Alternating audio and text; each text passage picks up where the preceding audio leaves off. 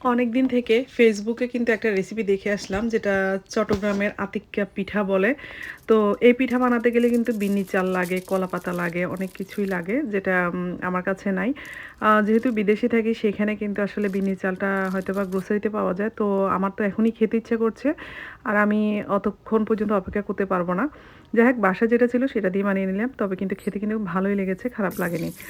তো কথায় বলে না দুধের সাথে পানিতে ঘোলা কি একটা কথা আছে না সেরকম আমার বাসায় বাসমতি চাল ছিল। বাসমতি চালকে ধুয়ে আমি প্রায় 15 থেকে 20 মিনিটের মতো ভিজিয়ে রেখেছিলাম। এরপরে এই যে আমাদের মেইন ইনগ্রিডিয়েন্টস যেটা সেটা হচ্ছে বাংলা কলা যেটা বলে সেটা লাগবে অবশ্যই। আমি 3টা কলা নিয়েছি। যেহেতু অল্প করেই বানাবো, বাসার অন্যান্য সদস্যরা খাবে কিনা আমি জানি না। আমি আমার জন্যই বানাবো সেজন্য আমি এখানে 3টা কলা দিয়ে দিচ্ছি। আর চালকে অবশ্যই ভিজিয়ে নিতে হবে, না হলে কিন্তু এগুলো সিদ্ধ হবে না। এরপরে ফ্রোজেন করে এরকম টুকরো নারিকেল ছিল। আমি আম সেই নারকেলগুলাকে একেবারে একদম যতটুকু পারি সম্ভব কুচি করে নিব। এর মধ্যে পরিমাণ মতো আমি দিয়ে দিচ্ছি প্রায় এখানে 1.5 টেবিল চামচের মতো আমি চিনি দিয়েছি। সামান্য একটু লবণ দিয়েছি। লবণটা আসলে আপনারা দিতে পারেন, নাও দিতে পারেন।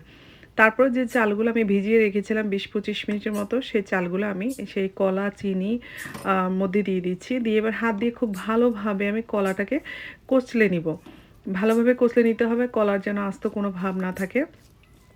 আসলে কলা পাতা তো পাবো না, সেই কলা পাতার বিকল্প অনুযায়ী আমি আরেকটা জিনিসে বানাবো যেটা হচ্ছে ফয়েল পেপার। আমি সেই ফয়েল পেপারে বানাবো, সেটা আপনাদের সাথে অবশ্যই দেখাবো।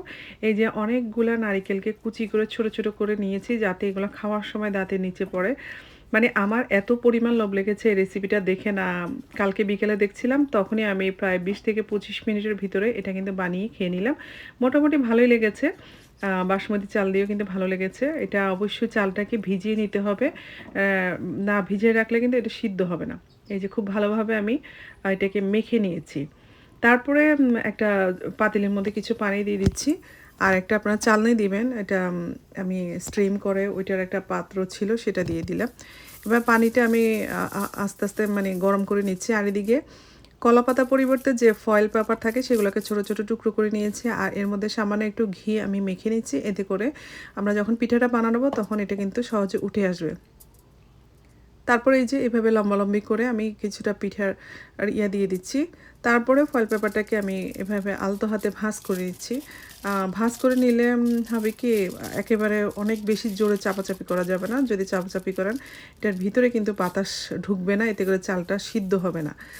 তো আমি প্রায় 5 থেকে 6টা এরকম ছোট, ছোট সাইজের ফয়েল পেপার কেটে নিয়েছিলাম। আর প্রত্যেকটা পেপারের মধ্যে আমি কিন্তু একটু ঘি ব্রাশ করে নিয়েছিলাম। তারপর লম্বালম্বিভাবে এভাবে করে দিয়ে আলতো হাতে এভাবে ভাঁজ করে নিচ্ছি। সাইড দিয়ে কিন্তু খোলা থাকবে যাতে ভিতরের যে চালটা খুব ভালোভাবে সিদ্ধ হতে পারে।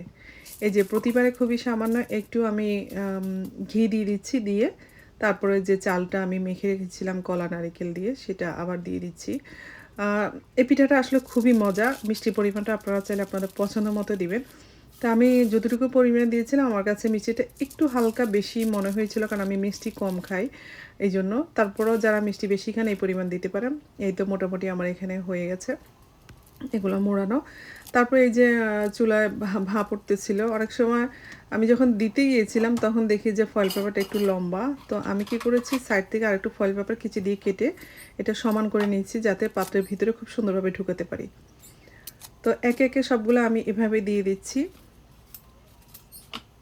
এই পিঠাটা ভাজতে কলাপাতা যদি আপনি সিদ্ধ করেন সেক্ষেত্রে 15 থেকে 20 মিনিটের মতো হয়ে যাবে।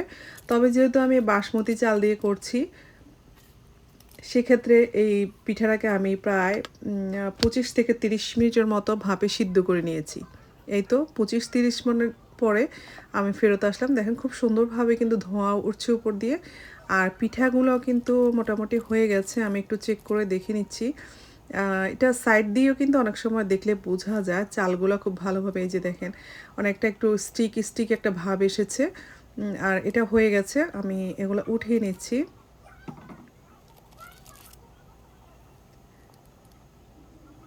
এই যে দেখেন খুব সুন্দরভাবে সিদ্ধ হয়ে গেছে।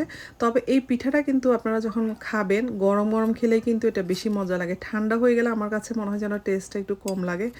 আর পিঠা বানিয়ে ফ্রিজে রাখলেও আপনারা যখন খাবেন তখন একটু এরকম স্টিম করে তারপরে ভাপ দিয়ে খাবেন। তো এটা দেখবেন একদম ফ্রেশ পিঠার মতো লাগবে। মনে হবে যেন আপনি এখনই বানিয়ে এটা খাচ্ছেন।